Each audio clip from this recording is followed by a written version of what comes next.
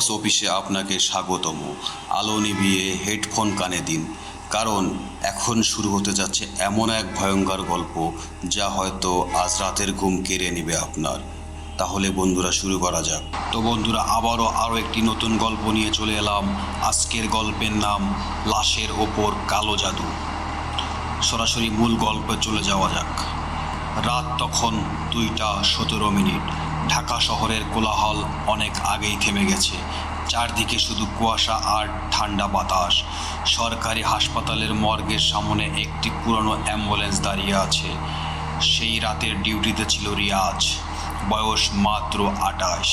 গত 5 বছর ধরে হাসপাতালের অ্যাম্বুলেন্স চালাচ্ছে।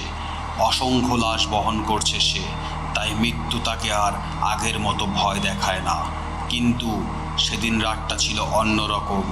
রিয়াজ সিগারেট হাতে হাসপাতালের বারান্দায় দাঁড়িয়েছিল। ঠিক তখনই তার ফোন বেজে উঠল। হ্যালো। ওপাশ থেকে নিচু গলায় একজন বলল, মর্গের 3 নম্বর কেবিনের লাশটা এখনই বের করবে, কাউকে কিছু বলবে না। রিয়াজ অবাক হয়ে বলল, কে বলছেন? কিন্তু লাইন কেটে গেল। সে ভেবেছিল হয়তো হাসপাতালের কোনো কর্মকর্তা, কিন্তু আশ্চর্যের বিষয় হলো কয়েক মিনিট পরেই বিদ্যুৎ হঠাৎ বন্ধ হয়ে গেল। পুরো হাসপাতাল অন্ধকারে ডুবে গেল। জেনারেটর চালু হতে অন্তত 1 মিনিট লাগার কথা।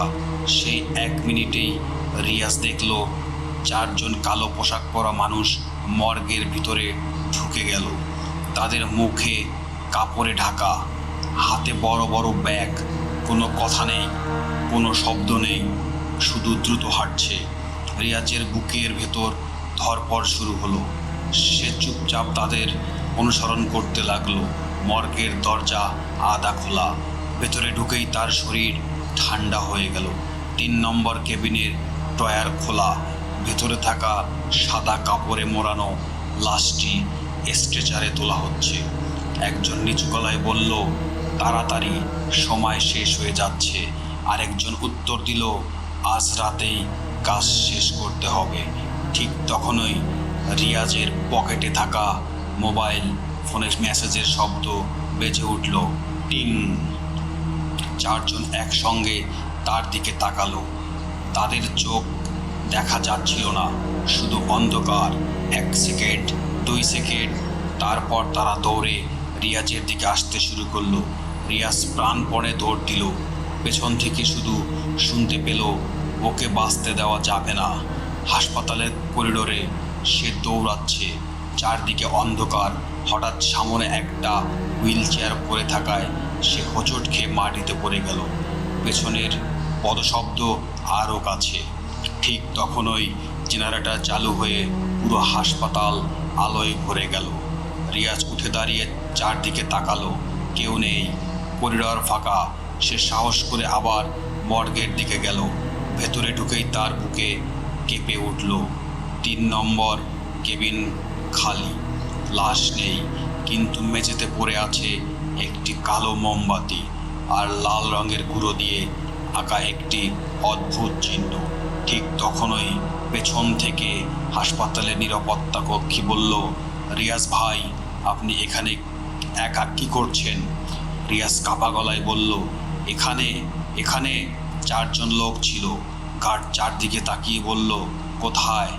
আমি তো কাউকে দেখিনি। সিসিটিভির রুমে গিয়ে ফুটেজে দেখা গেল সবাই স্তব্ধ। রাত 2:18 থেকে 2:20 পর্যন্ত ভিডিও সম্পূর্ণ কালো। 2 মিনিটের কোনো রেকর্ড নেই, যেন ক্যামেরাগুলো ইচ্ছে করেই বন্ধ হয়ে গিয়েছিল। পরদিন সকালে হাসপাতাল জুড়ে তোলপাড় শুরু হয়ে গেল। অজ্ঞাত পরিচয়ে একটি লাশ নিখোঁজ। পুলিশ এলো, তদন্ত শুরু হলো। কিন্তু সবচেয়ে অদ্ভুত বিষয়টি জানা গেল পোস্টমর্টমের রিপোর্ট দেখে। লাশটির মৃত্যুর কারণ লেখা ছিল আরও ভয়ঙ্কর তথ্য। মৃতদেহটি আঙ্গুলের ছাপ দেশের কোনো নাগরিকের রেকর্ডের সঙ্গে মেলেনি, যেন সে কখনো এই পৃথিবীর মানুষই ছিল না।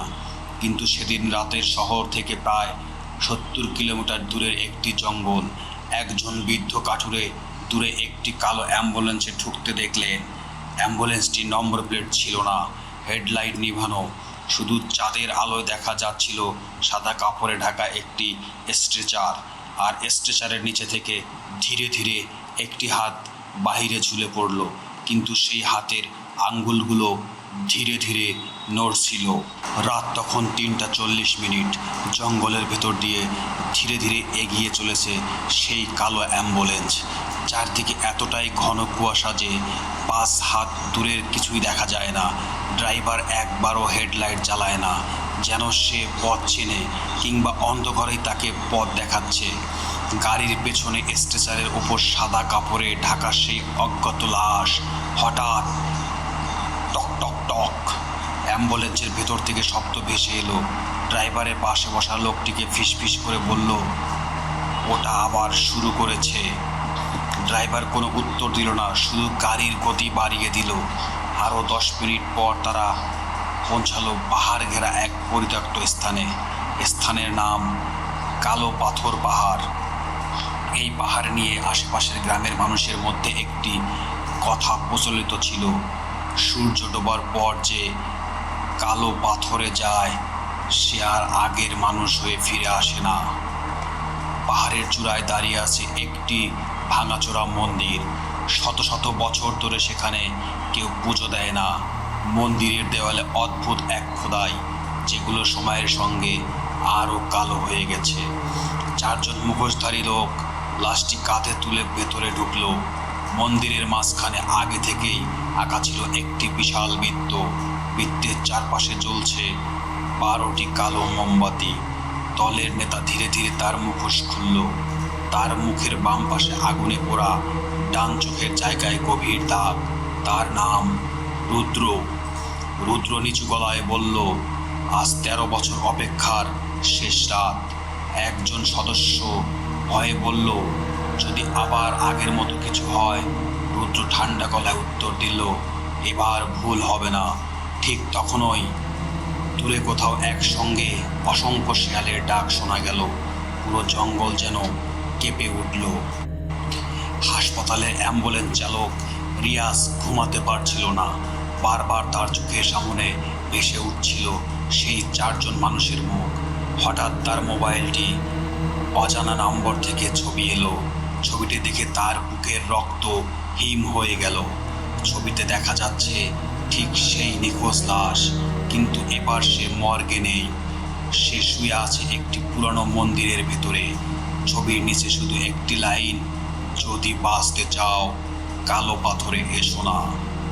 রিয়াজ সঙ্গে সঙ্গে নম্বরে কল করলো, কিন্তু ফোনটি সুইচ অফ। রুদ্র একটি ছবি কাঠের বাক্স খুলল। ভেতরে ছিল একটি পুরানো কালো মোড়ানো বই। বইয়ের মলাটে কোনো নাম নেই, শুধু শুকিয়ে যাওয়া লালচে দাগ। রুদ্র বই খুলতেই হঠাৎ মন্দিরের ভেতরে বাতাস বরফের মতো ঠান্ডা হয়ে গেল। সব মোমবাতি আগুনে একসঙ্গে নীল হয়ে উঠল। একজন সদস্য কাঁপতে কাঁপতে বলল, এটা ভালো লক্ষণ না। রুদ্র চিৎকার করে উঠল, চুপ! সে বই থেকে কিছু অদ্ভুত শব্দ পড়তে শুরু করলো।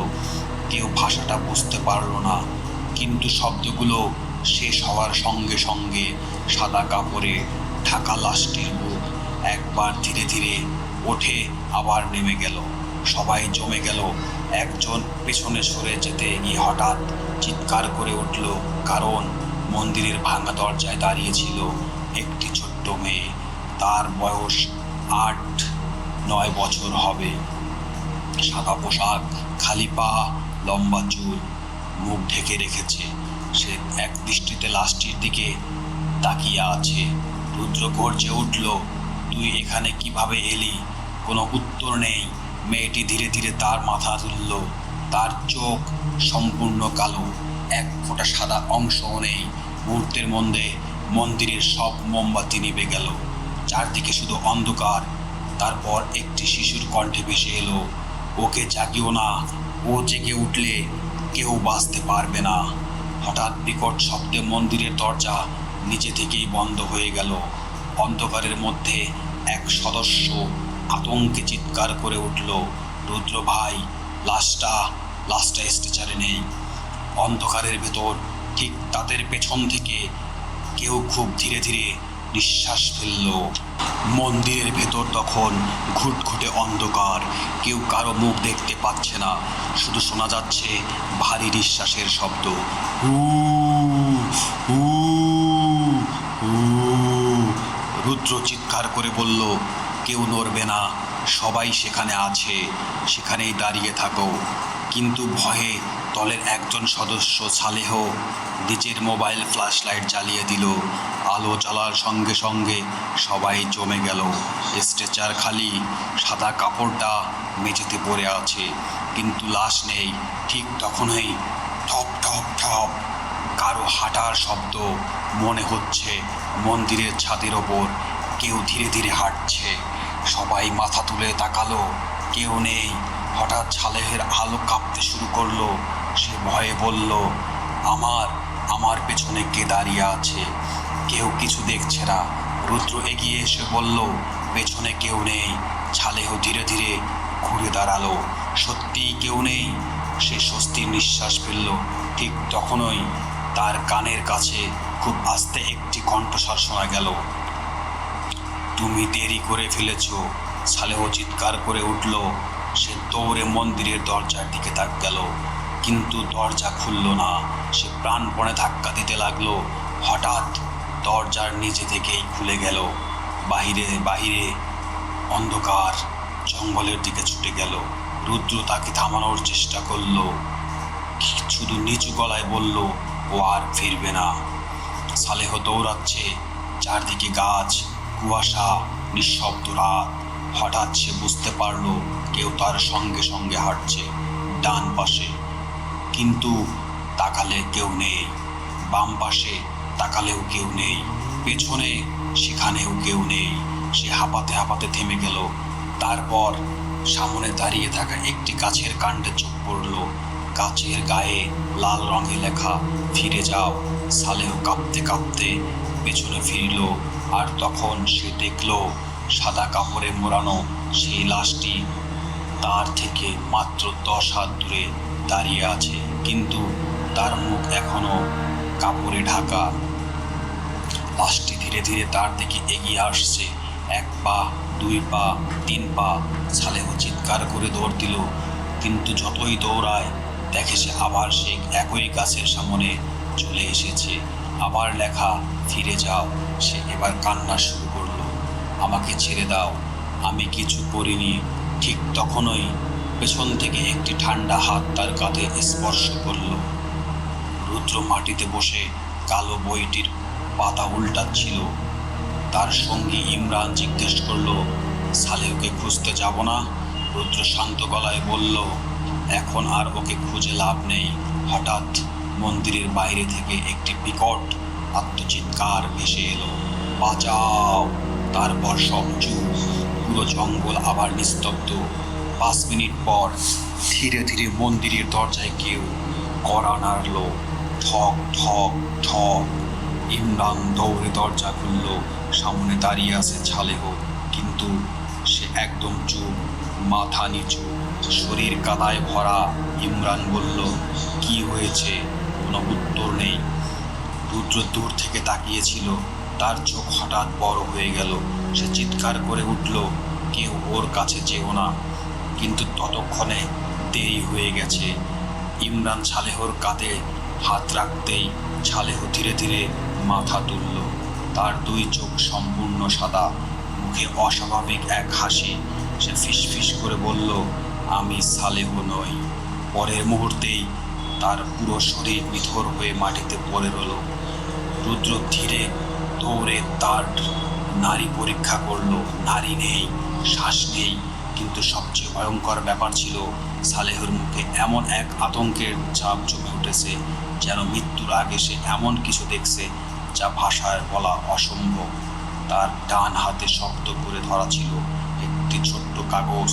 রুদ্র কাগজটি খুলে দেখল, সেখানে রক্তের মতো লাল অক্ষরে লেখা, 1ম জন শেষ, বাকি 3 জন। ঠিক তখনই মন্দিরের গভীর অন্ধকার থেকে আবারও সেই শিশুকণ্ঠ ভেসে এলো, এখন খেলা শুরু হলো। মন্দিরের ভেতরে কালো মোমবাতিগুলো আবারও একে একে জ্বলে উঠল, কিন্তু এবার আগুনের রং গাঢ় লাল। সালেহর নিথর দেহটি মন্দিরের পাথরের মেঝেতে পড়ে আছে। চারদিকে অস্বাভাবিক নীরবতা, শুধু মোমবাতির লাল শিখাগুলো বাতাসে ছাড়াই কাঁপছে। রুদ্র ধীরে ধীরে উঠে দাঁড়ালো। তার চোখে ভয়ের কোনো ছাপ নেই, বরং অদ্ভুত এক জেদ। সে বলল, সবাই শান্ত থাকো, এখনো সময় আছে। ইমরান চিৎকার করে উঠল, সময়? সালেহ মারা গেছে, এখনো বলছেন সময় আছে? রুদ্র তার দিকে তাকিয়ে ফিসফিস করে বলল, ও মারা যায়নি, ওকে নিয়ে যাওয়া হয়েছে। এই কথা শুনে সবাই থমকে গেল। ঠিক তখনই মন্দিরের মেঝে কেঁপে উঠল, গড় গড় গড়। পাথরের মাঝখানে ধীরে ধীরে একটি চওড়া ফাটল তৈরি হলো। ফাটলের ভেতর থেকে উঠে এলো এক কালো ধোঁয়া। ধোঁয়া মিলিয়ে যেতেই দেখা গেল একটি বিশাল কালো আয়না। আয়নাটি এতটাই পুরনো যে তার চারপাশে মরিচা ধরা লোহার ফ্রেম। ফ্রেম জুড়ে অদ্ভুত সব চিহ্ন খোদাই করা। রুদ্র নিচু গলায় বলল, এটাই অভিশপ্ত দর্পণ। ইমরান বিস্মিত হয়ে বলল, এটার কথা আপনি আগে বলেননি কেন? রুদ্র উত্তর দিল না। হঠাৎ দলের আরেক সদস্য নাবিল কৌতূহলবশত আয়নার সামনে গিয়ে দাঁড়ালো। সে নিজের চোখ দেখতে চাইল, কিন্তু আয়নায় তার প্রতিচ্ছবি নেই, বরং সে দেখল একটি অন্ধকার ঘর। ঘরের মাঝখানে একটি চেয়ার। সেই চেয়ারে বসে আছে সে নিজেই, কিন্তু তার চোখ নেই। মুখ থেকে ধীরে ধীরে কালো রক্ত ঝরছে। তার পেছনে দাঁড়িয়ে আছে সেই সাদা কাপড়ে ঢাকা লাশ। নাবিল চিৎকার করে পিছিয়ে গেল, না না, এটা সত্যি না। ইমরান দৌড়ে এসে জিজ্ঞাসা করলো, কি দেখলে? নাবিল কাঁপতে কাঁপতে বলল, ও ও ও আমার জন্য অপেক্ষা করছে। একই সময়ে ঢাকার হাসপাতালের চালক রিয়াজের কাছে একজন বৃদ্ধ লোক এলেন। তার নাম হাশেম আলী, বয়স প্রায় 70। তিনি রিয়াজকে দেখে বললেন, তুমি সেই লাশটাকে দেখেছিলে? রিয়াজ অবাক, আপনি জানলেন কিভাবে? বৃদ্ধ দীর্ঘশ্বাস ফেলে বললেন, 25 বছর আগে আমিও ঠিক একই লাশ দেখেছিলাম। রিয়াজের বুক কেঁপে উঠল, কি বলছেন আপনি? বৃদ্ধ বললেন, যে লাশকে তুমি দেখছো তার সময় বাড়ে না, সে মরে না। প্রতি 13 বছর পর পর কিছু মানুষ তাকে জায়গানোর চেষ্টা করে, আর প্রতিবারই সবাই মারা যায়। রিয়াজ হতবাক, তাহলে এবারও কি? বৃদ্ধ ধীরে ধীরে মাথা নাড়ালেন, যদি আজ রাতের আগেই তাদের থামানো না যায়, তাহলে শুধু শুধু ওরা নয়, পুরো এলাকার উপর নেমে আসবে ভয়ঙ্কর বিপদ।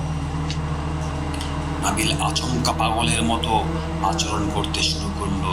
সে নিজের কোনো দুটো চেপে ধরে চিৎকার করছে, ওরা আমাকে ডাকছে। ইমরান বলল, কে ডাকছে? নাবিল কাঁদতে কাঁদতে বলল, আয়নার ভেতর থেকে ওরা বলছে আমি তাদের একজন। সে বলে, সে হঠাৎ দৌড়ে গিয়ে আয়নায় ঘুষি মারল। থাম! আয়নাটি ভাঙল না, বরং আয়নার ভেতর থেকে একটি কালো হাত বেরিয়ে এসে নাবিলের কবজি শক্ত করে ধরে ফেলল। সবাই হতবাক। নাবিল প্রাণপণে হাত ছাড়ানোর চেষ্টা করছে। রুদ্র দৌড়ে এসে তাকে টান দিল। অনেক কষ্টে তার হাত ছাড়ানো গেল, কিন্তু তার কবজিতে স্পষ্ট 5টি কালো আঙ্গুলের দাগ। দাগগুলো ধীরে ধীরে ছড়িয়ে পুরো হাত ছেয়ে যেতে লাগলো। নাবিল ব্যথায় চিৎকার করে উঠল। ঠিক তখনই মন্দিরের বাইরে বজ্রপাত হলো, ধরম।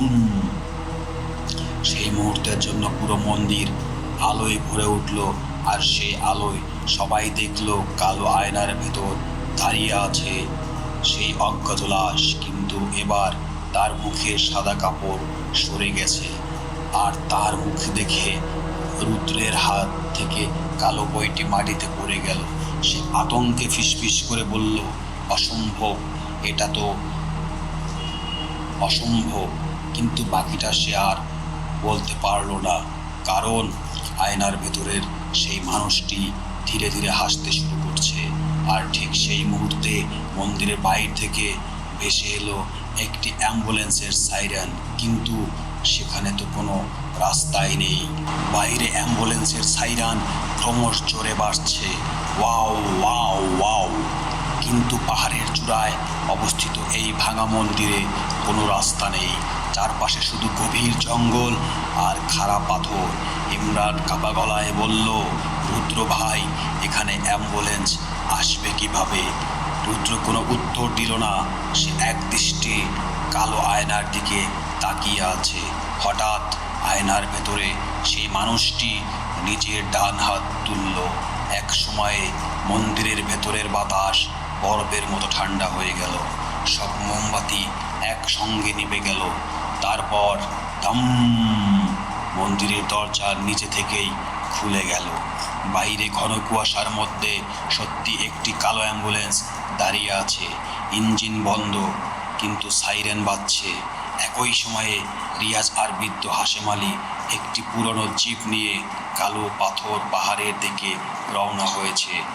রিয়াজ জিজ্ঞেস করলো, চাচা, আপনি এত কিছু জানলেন কিভাবে?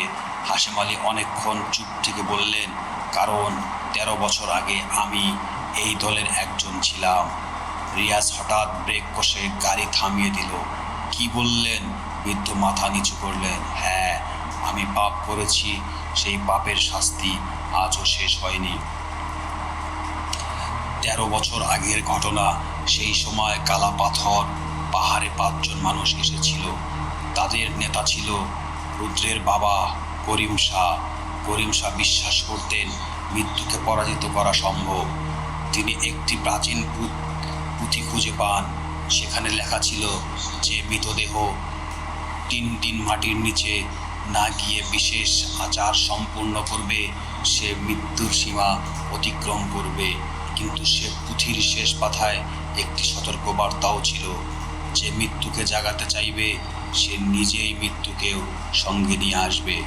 করিম শাহ সতর্কবার্তাটি অপেক্ষা করেছিলেন। সেই রাতেই তারা একটি অজ্ঞাত লাশ নিয়ে একই মন্দিরে আসে।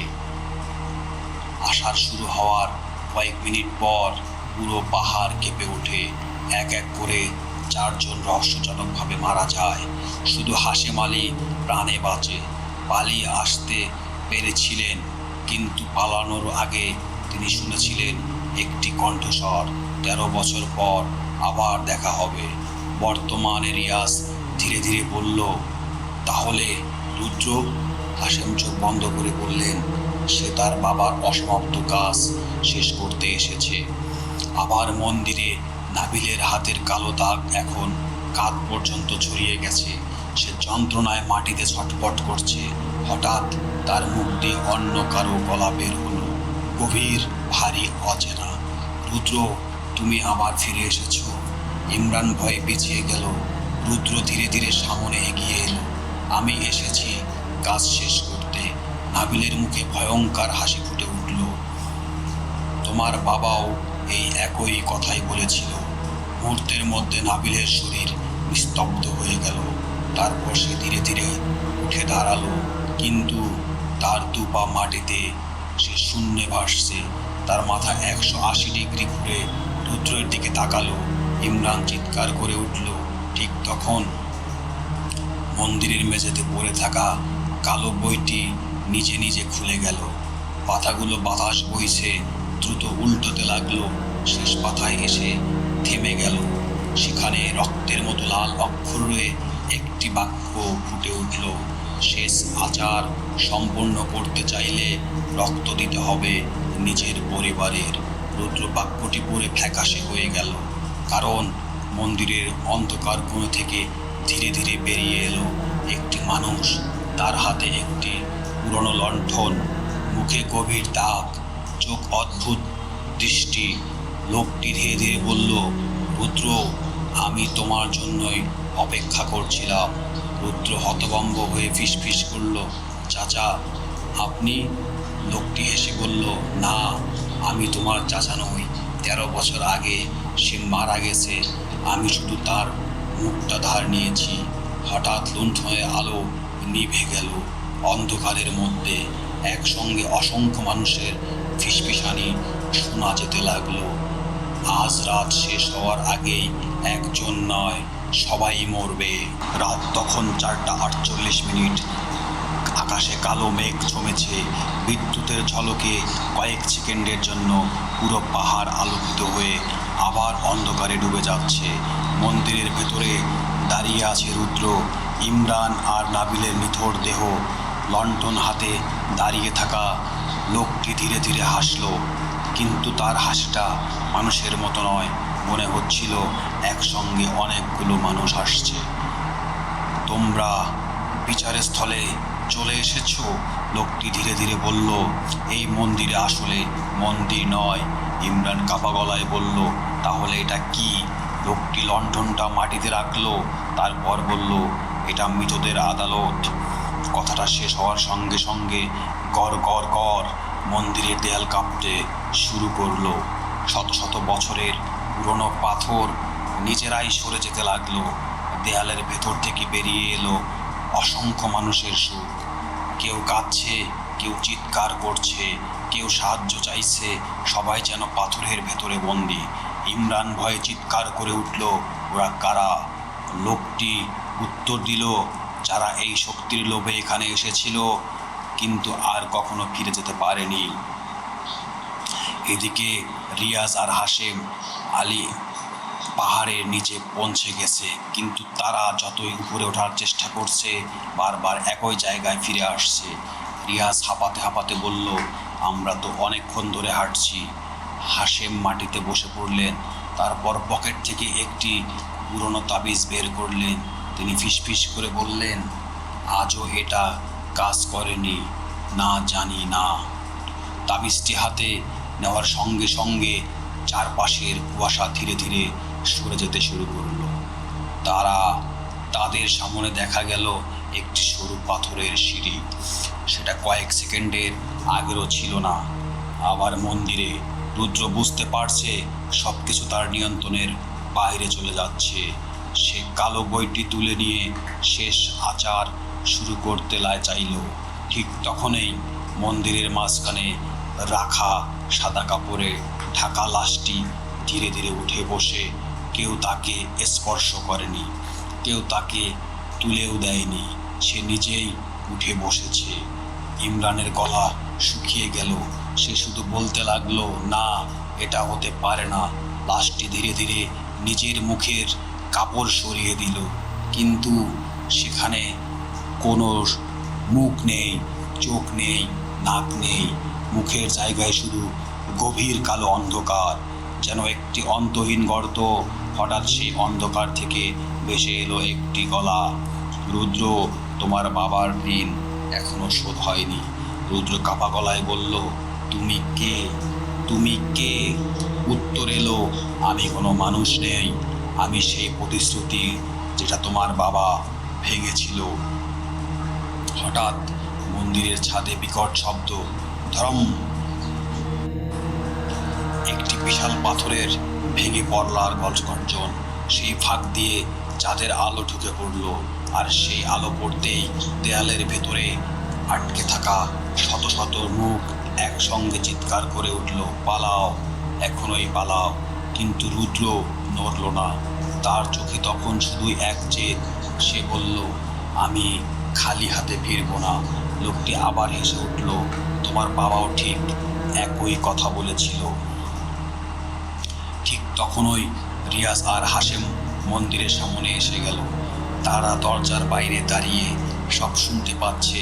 হাশেম ফিসফিস করে বললেন, রিয়াজ, ভেতরে যাই দেখো, কোনো আয়নার দিকে তাকাবে না। রিয়াজ অবাক হয়ে জিজ্ঞেস করল, কেন?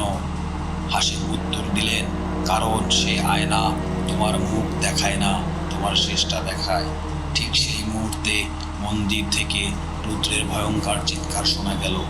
রিয়াজ আর হাশেম দৌড়ে ভিতরে ঢুকলো, আর ভেতরে ঢুকেই তারা যা দেখলো তাতে দুজনের শরীর ঠান্ডা হয়ে গেল। রুদ্র দাঁড়িয়ে আছে, কিন্তু তার সামনে আরেকজন রুদ্র দাঁড়িয়ে আছে। দুজনের মুখ, দুজনের পোশাক, দুজনের কণ্ঠ একদমই একই।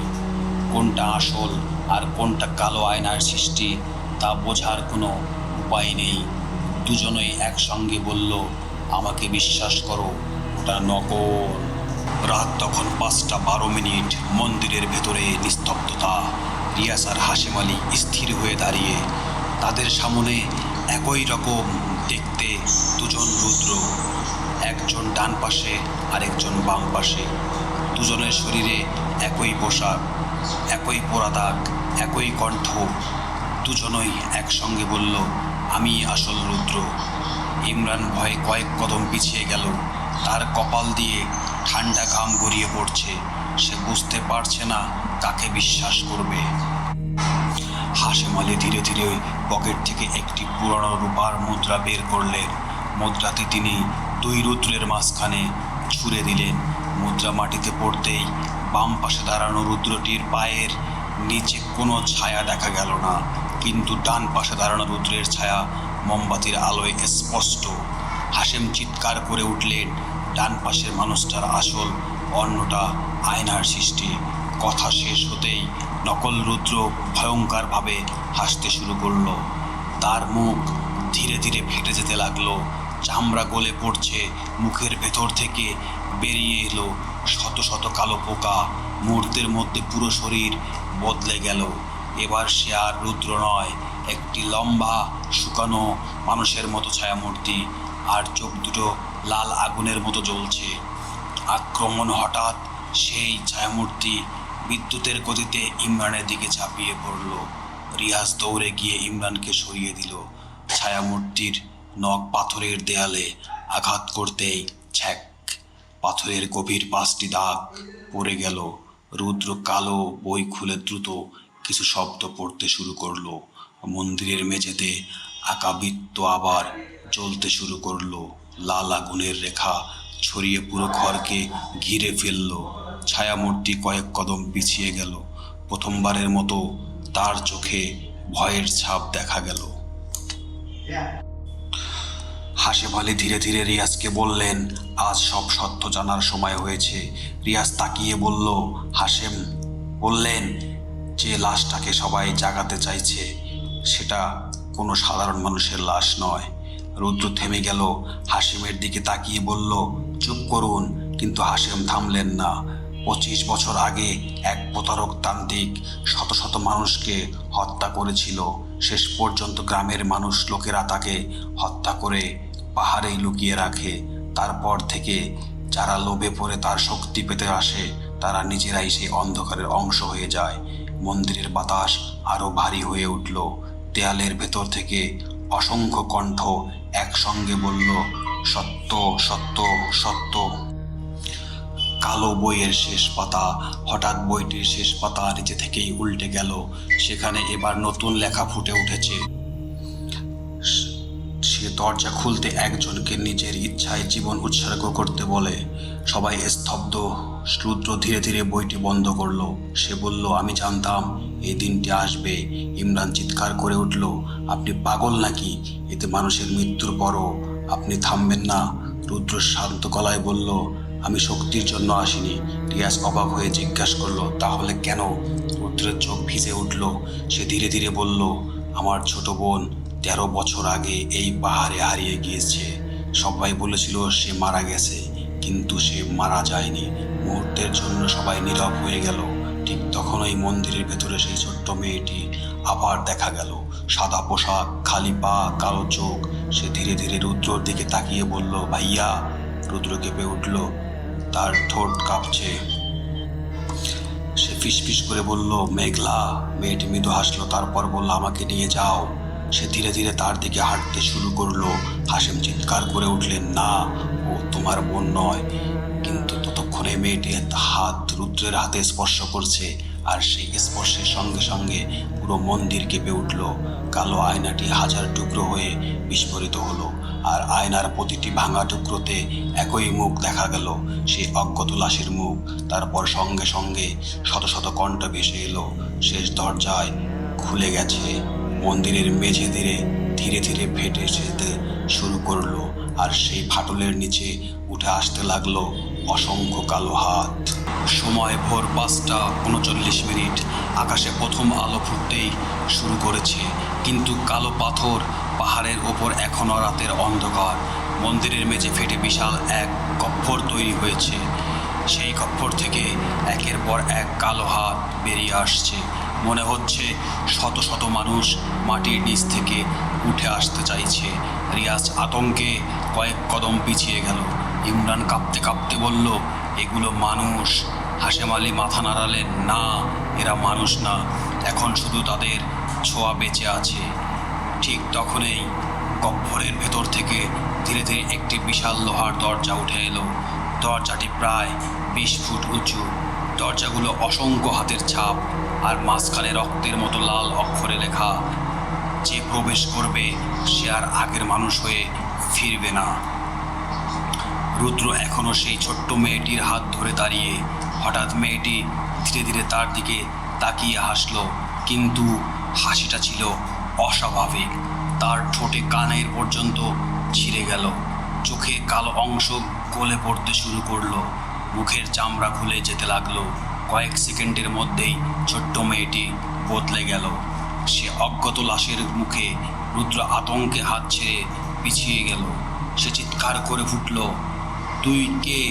অন্ধকার কণ্ঠে উত্তর দিল, আমি তোমার বোন নই, কিন্তু তোমার সবচেয়ে বড় দুর্বলতা। বিশ্বাসঘাতক। ঠিক তখনই ইমরান ধীরে ধীরে পেছন থেকে সরে গেল। কেউ খেয়াল করছিল না। সে পকেট থেকে একটি ছোট কালো ছুরি বের করলো। তারপর হঠাৎ দৌড়ে এসে রুদ্রের পিঠে ছুরিটি বসিয়ে দিল। ছ্যাক! রুদ্র মাটিতে লুটিয়ে পড়ল। রিয়া চিৎকার করে উঠল, ইমরান, তুমি কি করলে? ইমরান ধীরে ধীরে হাসলো। তার চোখ সম্পূর্ণ কালো হয়ে গেছে। সে বলল, আমি শুরু থেকেই ওদের লোক ছিলাম। হাশেম বিস্ময়ে বললেন, মানে? ইমরান বলল, রুদ্র ভেবেছিল সে আমাকে এখানে এনেছে, আসলে আমি ওকে নিয়ে এসেছি। সবাই স্তব্ধ। ইমরান মাটিতে পড়ে থাকা কালো বইটি তুলে নিল। সে বইয়ের প্রথম পাতাটি খুলল। এতক্ষণে সবাই শেষ পাতায় দেখেছিল, কিন্তু প্রথম পাতায় লেখা ছিল, এই বই কখনো সত্য বলে না, শুধু পাঠকের লোভ অনুযায়ী কথা বদলায়। রিয়াজ হতবাক। তার মানে এতক্ষণ বইয়ে যা লেখা দেখা যাচ্ছিল সবই তা ছিল প্রতারণা। হাশেম চোখ বন্ধ করে বললেন, আমরা সবাই ফাঁদে পা দিয়েছি। ইমরান নিজের হাতে কেটে কয়েক ফোঁটা রক্ত সেই বিশাল লোহার দরজায় ছুঁড়ে মারল। সঙ্গে সঙ্গে থাম! দরজাটি ধীরে ধীরে খুলতে শুরু করলো। ভেতর থেকে এমন এক ঠান্ডা বাতাস বেরিয়ে এলো যে সবাই মাটিতে পড়ে গেল। কিন্তু বাতাসের সঙ্গে আরও কিছু বেরিয়ে এলো, অসংখ্য মানুষের ফিসফিসানি, কান্না, হাসি, চিৎকার। আর তারপর ধীরে ধীরে দরজার ভেতর থেকে বেরিয়ে এলো একটি লম্বা ছায়ামূর্তি, উচ্চতা প্রায় 10 ফুট। তার পুরো শরীর কালো ধোঁয়ায় ঢাকা, কোনো মুখ নেই, শুধু বুকের মাঝখানে একটি জ্বলন্ত লাল চোখ। সে একবার চারদিকে তাকালো, তারপর ধীরে ধীরে বলল, 2 যুগ পর আমি আবার মুক্ত। তার কণ্ঠে পুরো পাহাড় কেঁপে উঠল, গাছের ডাল ভেঙে পড়তে লাগলো। দূরে গ্রামের কুকুরগুলো একসঙ্গে চিৎকার শুরু করলো। রিয়াজ আহত রুদ্রকে ধরে তুলল। রুদ্র কণ্ঠে বলল, বইটা ধ্বংস করতে হবে। রিয়াজ বলল, কিন্তু কিভাবে? রুদ্র কাপা হাতে বাইরের ভেতর থেকে একটি পুরনো কাগজ বের করলো। সেখানে লেখা, যে আগুনে বইটির জন্ম, সে আগুনেই এর শেষ। হাশেম হঠাৎ চিৎকার করে উঠলেন, মন্দিরের নিচে আগ্নেয় শিলা আছে, পুরো মন্দির ধ্বংস করতে পারলে বইটাই শেষ হবে। ঠিক তখনই ছায়ামূর্তিটি ধীরে ধীরে তাদের দিকে হাঁটতে শুরু করলো। তারা প্রতিটি পদক্ষেপে মাটিতে কালো দাগ পড়েছে, আর সেই দাগ স্পর্শ করা মাত্র পাথরগুলো ধুলো হয়ে যাচ্ছে। রিয়াজ বুঝতে পারলো আর কয়েক মিনিট দেরি হলেই শুধু এই মন্দির নয়, পুরো কালো পাথর পাহাড় অন্ধকারে ডুবে যাবে। শক্ত করে বইটি হাতে ধরলো। তার চোখে আর ভয় নেই, শুধু একটি সিদ্ধান্ত। সে বলল, আজ হয় এই অভিশাপ শেষ হবে, নয়তো আমরাও। ঠিক তখনই ছায়ামূর্তিটি দিকে হাত বাড়ালো, আর পুরো পৃথিবী যেন এক মুহূর্তের জন্য থেমে গেল। সময় ভোর ৫টা ৫৪ মিনিট। সূর্য ওঠার আর মাত্র কয়েক মিনিট বাকি, কিন্তু কালো বাহাদুর পাহাড়ে এখনো ঘন অন্ধকার। মন্দিরের চারপাশে ঝড় বইছে, গাছগুলো একের পর এক উপড়ে পড়ছে, মাটির নিচ থেকে কালো ধোঁয়া বের হয়ে পুরো পাহাড় ঢেকে ফেলেছে। সেই বিশাল ছায়ামূর্তিটি ধীরে ধীরে রিয়াজের দিকে এগিয়ে আসছে। তার বুকের মাঝখানের লাল চোখটি আগুনের মতো জ্বলছে, প্রতিটি পদক্ষেপে মন্দিরের পাথর ঘুরিয়ে যাচ্ছে। রুদ্র কষ্ট করে উঠে বসে বলল, রিয়াজ, একটা কথা আমি এতদিন কাউকে বলিনি। রিয়াজ তার পাশে হাঁটু গেড়ে বসলো। কি কথা? রুদ্র দীর্ঘশ্বাস ফেলল। হাসপাতাল থেকে যে লাশটা চুরি করা হয়েছিল। কয়েক সেকেন্ড চুপ করে রইল, তারপর বলল, ওটা আমি চুরি করিনি। সবাই অবাক। হাসিম বিস্ময়ে বললেন, তাহলে? রুদ্র কাঁপা গলায় বলল, সেদিন আমি মর্গে গিয়েছিলাম, লাশটা নিজে হেঁটে বেরিয়ে এসেছিল, আমি শুধু ওর পেছনে পেছনে এসেছিলাম। কথাটা শুনে রিয়াজের শরীর শিউরে উঠল। ইমরান তখনও কালো বইটি বুকে চেপে ধরে আছে। সে ভাবছে এবার সব শক্তি তার হবে। হঠাৎ বইটির কালো পাতাগুলো নিজে থেকেই উঠতে শুরু করলো। এক এক করে সব পাতা ছিঁড়ে বাতাসে মিলিয়ে গেল। শেষ পাতায় শুধু একটি বাক্য রয়ে গেল, যে লোভ করে সে প্রথমে নিজের আত্ম হারায়। ইমরান চিৎকার করে বইটি ফেলে দিল, কিন্তু ততক্ষণে দেরি হয়ে গেছে। তার শরীর ধীরে ধীরে কালো ছাইয়ে পরিণত হতে লাগলো। সে কাঁদতে কাঁদতে বলল, আমাকে বাঁচাও, আমি মরতে চাই না। কেউ তাকে বাঁচাতে পারল না। কয়েক মুহূর্তের মধ্যেই ইমরান পুরো শরীর বাতাসে উড়ে যাওয়া ছাই হয়ে গেল। সেখানে সে দাঁড়িয়েছিল, সেখানে শুধু একটি কালো ছায়া রয়ে গেছে। ছায়ামূর্তিটি এখন তাদের একেবারে সামনে। হাশেম আলী চিৎকার করে বললেন, রিয়াজ, বইটি নিচের আগ্নেয় ঘরে ফেলে দাও। রিয়াজ বইটা শক্ত করে ধরল, কিন্তু ছায়ামূর্তি তার পথ আটকে দাঁড়ালো। ঠিক তখনই রুদ্র নিজের সে শক্তিটুকু দিয়ে উঠে দাঁড়ালো। সে রিয়াজকে ধাক্কা দিয়ে বলল, দৌড়াও। তারপর সে ছায়ামূর্তির সামনে গিয়ে দাঁড়ালো। ছায়ামূর্তি থেমে গেল। রুদ্র ধীরে ধীরে বলল, 13 বছর আগে আমার বাবার ভুল ছিল, আর সেই ভুলের শেষ আমি করব। সে নিজের গলায় ঝোলানো ছোট্ট রূপার লকেটটি খুলে ছায়ামূর্তির দিকে ছুঁড়ে মারল। লকেটটি ছায়ামূর্তির বুকে লাগতেই ধরাম, পুরো পাহাড় কেঁপে উঠল। ছায়ামূর্তি একবারের মতো যন্ত্রণায় চিৎকার করল। সেই সুযোগে রিয়াজ বইটি নিয়ে মন্দিরের নিচের গহনের দিকে দৌড় দিল। তার পেছনে কালো হাতগুলো তাকে ধরার চেষ্টা করছে। পাথর ভেঙে পড়ছে, মন্দির বসে যাচ্ছে, আর মাত্র কয়েক কদম সে গহ্বরের কিনারায় পৌঁছে গেল। হঠাৎ একটি কালো হাত তার পা শক্ত করে ধরে ফেলল। রিয়াজ মাটিতে পড়ে গেল। বইটি তার হাত থেকে ছিটকে কয়েক হাত দূরে পড়ল। সে হামাগুড়ি দিয়ে বইটির দিকে এগোতে লাগলো। আঙ্গুল দিয়ে বইটাকে ছোঁয়ার ঠিক আগেই মুহূর্ত আরও কয়েকটি কালো হাত তার শরীরে জড়িয়ে ধরল। সে বুঝতে পারল এবার হয়তো সে আর বাঁচবে না। ঠিক তখনই হাশেম আলী দৌড়ে এসে চিৎকার করলেন, রিয়াজ, বইটা আমাকে ছুঁড়ে দাও। রিয়াজ শেষ শক্তিটুকু দিয়ে বইটি ছুঁড়ে দিল। হাশেম বইটি ধরে এক মুহূর্ত দেরি না করে নিজের আগ্নেয় গহ্বরের মধ্যে ঝাঁপ দিলেন। তিনি ঝাঁপ দেওয়ার আগে শুধু একবার বললেন, এই অভিশাপ আজই শেষ হবে। বইটি নিয়ে তিনি অগ্নেয়গিরির গহীনে হারিয়ে গেলেন। পরের মুহূর্তে মাটি ফেটে আগুন বেরিয়ে এলো। একটি প্রচণ্ড বিস্ফোরণে পুরো মন্দির কেঁপে উঠল। ছায়ামূর্তিটি ভয়ঙ্কর চিৎকার করে ধোঁয়ার মধ্যে মিলিয়ে যেতে লাগলো। কিন্তু সবকিছু শেষ হওয়ার আগে রিয়াজ দেখল সে অজ্ঞাত লাশটি ধীরে ধীরে তার দিকে তাকিয়ে একবার মৃদু হাসলো। তারপর সেও আগুনের মধ্যে অদৃশ্য হয়ে গেল। ভোরের প্রথম সূর্যের আলো কালো পাথর পাহাড়ে পড়ল। দীর্ঘ 13 বছরের অভিশাপ কি সত্যিই শেষ হলো, নাকি এটা ছিল কেবল শুরু? তারিখ 28 অক্টোবর, সকাল 8:25। কালো পাথর পাহাড়ের চারপাশে পুলিশ, ফায়ার সার্ভিস এবং উদ্ধারকর্মীদের ভিড়ে পূর্ণ। গত রাতের বিস্ফোরণের 100 বছরের পুরনো মন্দিরটি সম্পূর্ণ ধ্বংস হয়ে গেছে। চারিদিকে শুধু পোড়া পাথর, ভাঙা দেয়াল আর ধোঁয়ার গন্ধ। উদ্ধারকর্মীরা ঘন্টার পর ঘন্টা খোঁজাখুঁজির পর মাত্র একজন জীবিত মানুষকে খুঁজে পেল। সে হলো রিয়াজ।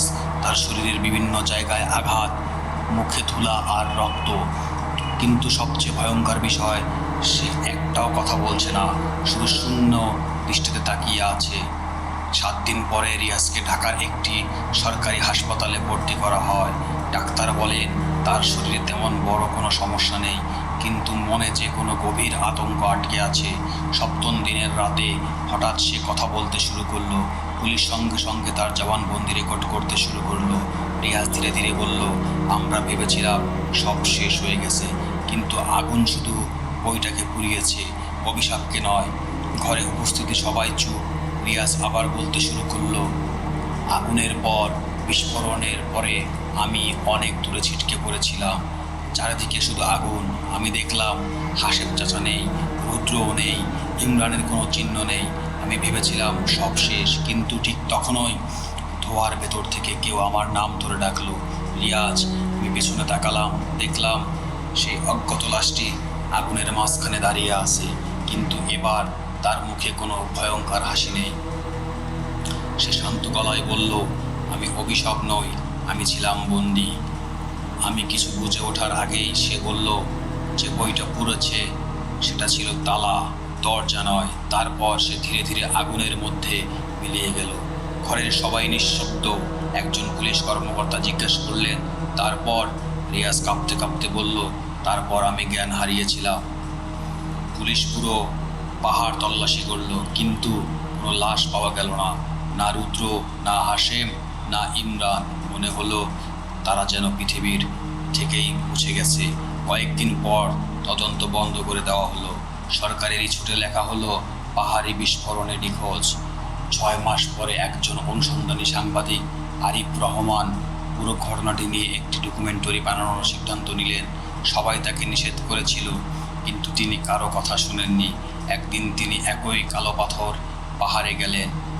মন্দিরের ধ্বংসস্তূপের নিচে তিনি একটি পুরনো ভিডিও ক্যামেরা খুঁজে পেলেন।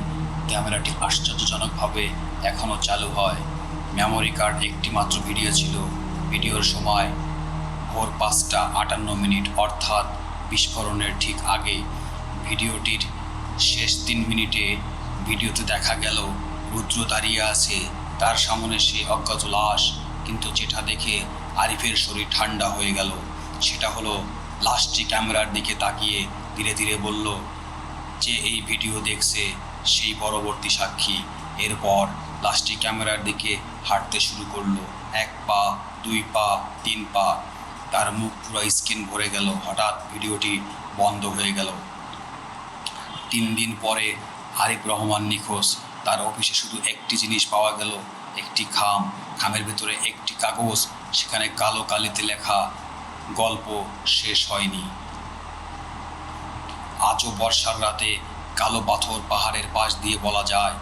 তাদের কেউ কেউ দাবি করে ঘন কুয়াশার মধ্যে একটি কালো অ্যাম্বুলেন্স দাঁড়িয়ে থাকে। তার পেছনের দরজা ধীরে ধীরে খুলে যায়। ভেতরে সাদা কাপড়ে ঢাকা একটি স্ট্রেচার, আর স্ট্রেচারের পাশে একজন মানুষ দাঁড়িয়ে থাকে। সে কখনো কিছু বলে না, শুধু আপনার দিকে তাকিয়ে থাকে। হাতের ইশারায় ডাকে, যদি আপনি তার দিকে 1 পা এগিয়ে যান, তাহলে পরদিন সকালে আপনার নামটাও নাকি আর কোথাও খুঁজে পাওয়া যাবে না। আর এইভাবেই আমাদের গল্পটি এখানেই সমাপ্ত হয়ে গেল। আজকের গল্প এখানেই শেষ। যদি গল্পটি ভালো লেগে থাকে তাহলে ভিডিওটি লাইক করুন, আপনার মতামত কমেন্টে জানান। আর এমন আরও ভয়ঙ্কর গল্প শুনতে ভূত বক্স অফিসকে সাবস্ক্রাইব করে পাশে থাকুন। মনে রাখবেন, ভয় কখনো গল্পে সীমাবদ্ধ থাকে না। আবার দেখা হবে পরবর্তী ভৌতিক গল্পে।